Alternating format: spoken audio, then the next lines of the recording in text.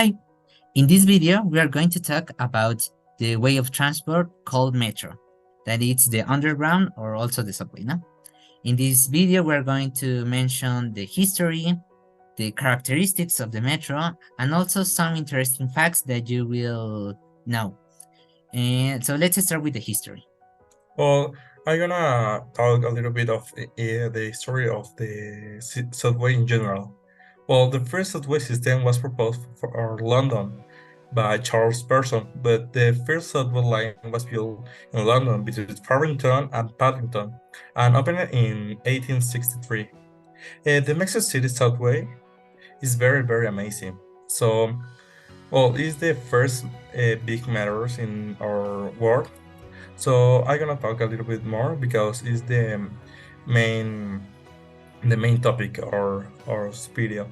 Well, the Mexico City subway was born around the 1960, around these days, this year. So, well, it's to help the people navigate the city, because before the traffic was horrible and there was a lack of transportation.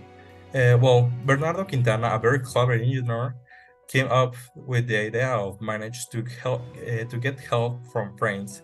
The president and the regent also lent their support. The construction began in 1867, and the first line opened in 1969.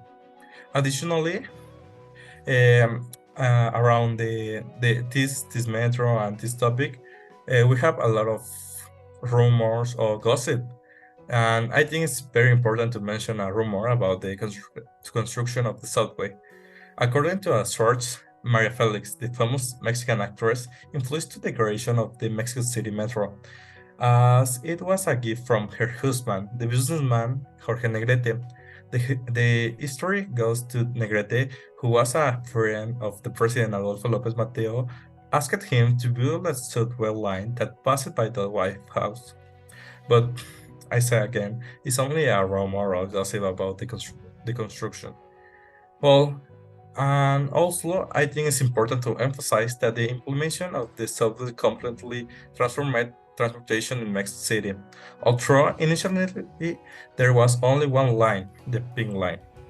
The government began to construct more lines that covered the most important points of the city. I mean, around to the city center. Gradually, this mode of transportation gained popularity and its network planned. A parallel line was eventually created with the same starting and ending point, that is the line pink and the line brown, to start to Panditlan and end in Tacuba. Uh, yeah, and to distribute, well, this is because to distribute the passengers and prevent overcrowding. Although there have been some accidents over the years, I'm gonna say more, but the last accident, it was in 2 years ago, I guess, in the line 12. The Mexico City subway, known as El Metro, is still one of the most popular ways for the people to get around. Right now, it has 12 lines, but some part of the few lines are closed for some works. And yeah, as well, the subway also gets through most of the central areas and nervy places in the city. This allows people to travel to different spots for less than 5 pesos. This is because you can change to other lines at certain stations, so you can change the line, and get any station. Finally, here's how the stations are distributed on each line. Well, we have 12 lines, so get ready. The first line it has a 20 station. The number 2 has a 24 station. Number 3, 21. The number 14. The number 5, 13. The number 6, 11. The number 7, 14. The number 8, 19. The number 9, 12. And the line A and B has 10 and 21. And the last line, the line 12, has 10 stations. It's all for my part. So yeah, Rosalino. Yeah, now let's talk about some characteristics of our metro. The metro is a transport from land. Of course, the metro cannot fly, also cannot swim, it's only for land. The way you can use it, it's pretty simple. Among all the city, we have metro stations. So it's enough just to get in one so you can access to move around the whole city. You can buy your tickets in the ticket office, but in Mexico City, the government has introduced this mobility card integrated. So with this card, you can use it also to use it in the metro. So you can put money in this and you have access to go in the metro, but also you can use another type of transports that are from land, as the metrobus, the trolleybus, the cable car, and also the metro, and some other coaches also have integrated this card. You can personalize this card, put in a stamp or whatever you want, so you can put it as you want. And so, of course, the metro has more characteristics that I'm going to mention. The length of the infrastructure is of 226 kilometers. Each set of train is called convoy and is made of 9 cars. Six of them have engineers that move the convoy. The part in which the passengers travels, it's called the box. Each train holds approximately 1,020 people. It's a lot, but also it's not enough for all that we are using the metro.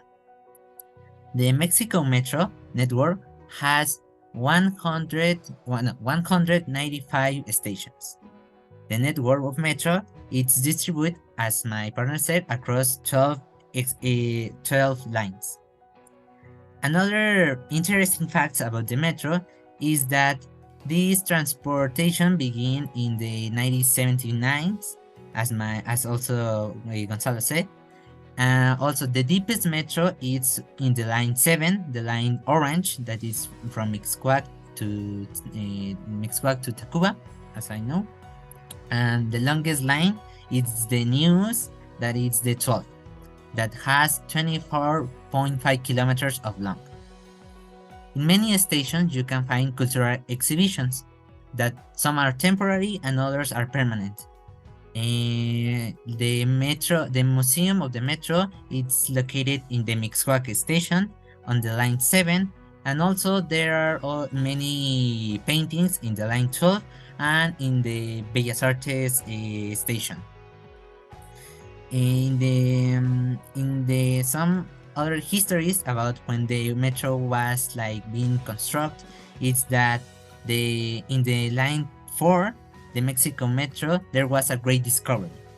In the intersection of Talisman and Congreso de la Unión avenues, they found an adult mammoth at the rest of adult mammoth. So it's amazing. They found these remains, and they are estimated that they are from a long of 12,000 years old. So they are very, very old. You can see this remain in the station of Talisman.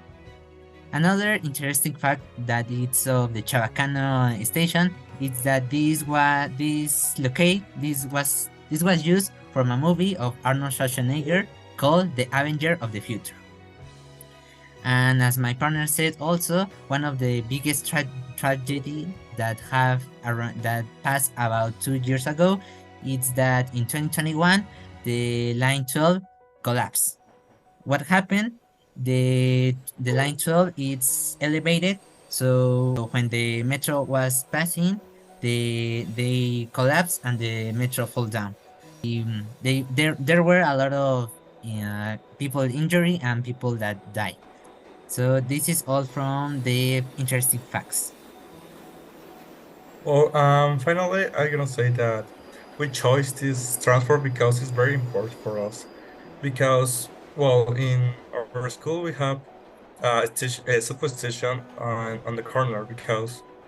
And yeah, this is very important because I go to the school by subway and come back by subway. So it's very good for me because I only need to 10 pesos to go to school and come back. So yeah, and it's very fast because if I wanted to go to by car, I need like an hour and a half.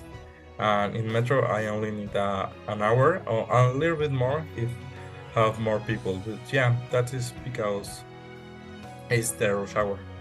And yeah, that's it for my part. Yeah. And of course, I want to mention that the metro has a lot of stations, so you can go to if you are in the south, you can go to the north easily, only using the metro. And it's like a very useful way to move around the city.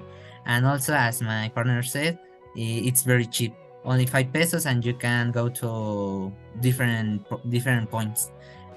Some disadvantages that I will say is that in the rush hour, of course, they are a lot of people. They are a lot, so you have to be patient, and of course, they can be like a little bit boring to be waiting until the metro arrives, but it's very useful and it's one of the best ways so you can move around the city. So this is all from our video. I hope you like it and see you soon. Do you?